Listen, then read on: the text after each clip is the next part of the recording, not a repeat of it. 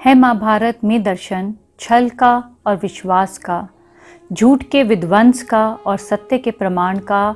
आओ हम सब मिलकर बूझें इतिहास, इस इतिहास का। गंधर्वों के राजा चित्रसेन के द्वारा हराए जाने के बाद कर्ण बहुत ही अपमानित महसूस कर रहा था।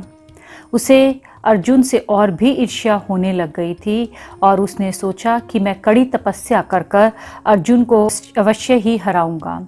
इस उद्देश्य से कर्ण ने सूर्य देवता की उग्र तपस्या करनी शुरू कर दी।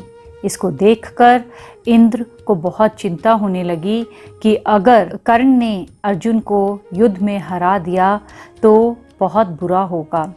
यह सोचकर इंद्र ने कर्ण के पास जाकर उसके कुंडल और कवच मांग के लाने का निर्णय किया, क्योंकि इन कुंडल और कवच की वजह से कर्ण अजय था। कर्ण सूर्य देवता के पुत्र थे, इसलिए जैसे ही सूर्य देवता को यह पता चला कि इंद्र कर्ण के पास जाकर उनके कर्ण और कुंडल मांगने वाले हैं, तो उन्होंने रात को सपने में कर्ण को दर्शन देते हुए कहा कि हे पुत्र, कल तुम्हारे पास इंद्र तुम्हारे से कवच और कुंडल मांगने के लिए आएंगे, तुम उन्हें अपने कवच कुंडल देने से इनकार कर देना।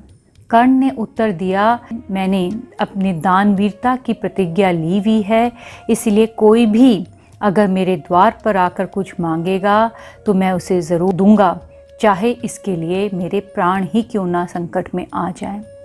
सूर्यदेव को कर्ण का जवाब सुनकर बहुत दुख हुआ, पर वे कुछ कर नहीं पाए।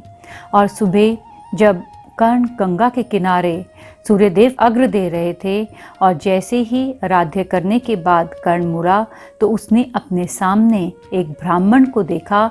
वो ब्राह्मण और कोई नहीं, देवराज इंद्र ही थे। उनको देखते ही कर्ण को अपने रात का सपना याद आ गया और वह पहचान गया कि ये ब्राह्मण और कोई नहीं, देवराज इंद्र हैं। फिर भी उसने मुस्कुराते हुए कहा, हे विप्र, कहिए आपका मेरे पास आने का क्या उद्देश्य है। इंद्र जो एक ब्राह्मण के वेश में थे, उन्होंने कर्ण से उसके कवच और कुंडल मांग लिए।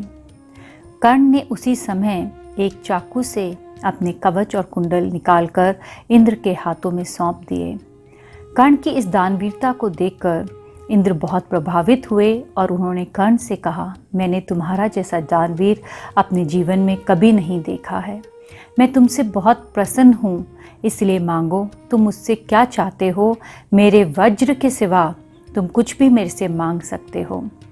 कर्ण ने कहा, अगर आप मुझे कुछ देना ही चाहते हैं तो आप मुझे अमोघ अस्त्र दीजिए। इंद्र ने कहा, ठीक है, तथास्तु। इंद्र ने कर्ण को अमोघ अस्त्र दे दिया और ये कहा, तुम यह अस्त्र जिस किसी पे भी चलाओगे उसके मृत्यु होनी निश्चित है, पर तुम इस अस्त्र का प्रयोग सिर्फ एक ही बारी कर सकोगे, इसके बाद ये शस्त्र वापस मेरे पास आ जाएगा। इंद्र से अमोघ शस्त्र पाकर कर्ण बहुत खुश हुए और मन ही मन में सोचा कि मैं इसका उपयोग अर्जुन को मारने के लिए करूँगा। इंद्र कर्ण को आशीर्वाद देकर वहाँ से अंतर्ध्यान हो गए। अगले एपिसोड तक के लिए अलविदा। जय श्री कृष्ण।